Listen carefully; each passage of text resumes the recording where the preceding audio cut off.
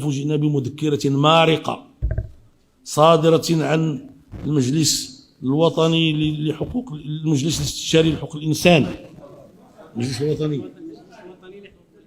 المجلس الوطني لحقوق الإنسان. اسمحوا لي أنا هذا الشيء راه عندي بالضبط في علاقة الحال.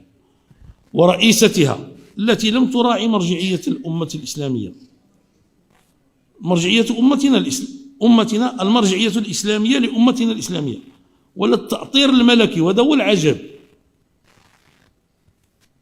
هذا هو العجب. لا التأطير الشرعي ولا التأطير الدستوري ولا التأطير الملكي ولا مصلحة الأسرة الحقيقية ولا الرأي العام الوطني الذي ما فتئت استطلاعة الرأي تؤكد تشبته بمرجعية الإسلامية، وذهبت تستخرج أحكاما تقترحها على اللجنة نابعة من مبدأ المساواة الميكانيكية بين الرجل والمرأة ومطالب المنظمات الدولية الغربية التي تفككت فيها الأسرة. دابا قال لك ما قريبة غير تادلة، ما بعيدة غير تادلة اللي كان كيقول لنا السي الله يجزيه بخير.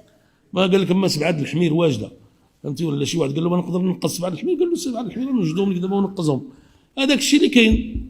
إذا كان شيء هنالك شوفوا غير هاد الناس هادو اللي داروا هاد الشيء شنو وقع.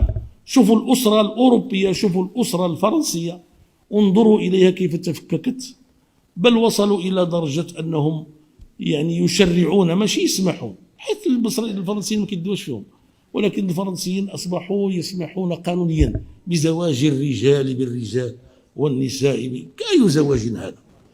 وهو الرجال شنو قال؟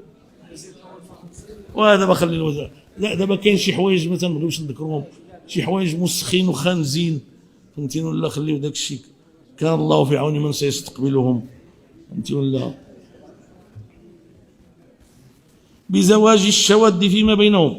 وإن كنا نعلم أن هذا التوجه المارق لا يمكن أن يجد له منطقا في دولتنا الإسلامية العريقة، فإننا نطالب هذه السيدة أن تراجع مذكرتها، ولا تنسى أننا دولة إسلامية ملكها أمير المؤمنين قامت على الإسلام والمذهب المالكي منذ قرون، وأن ما تدعو إليه إن أخذ به لا قدر الله لا يهدد الأسرة فقط، بل يهدد المجتمع برمته والدولة ككيان، وإلا فلتقدم استقالتها ولترجع للمجتمع لترى هل سيسمع منها اجتهاداتها الشاذة.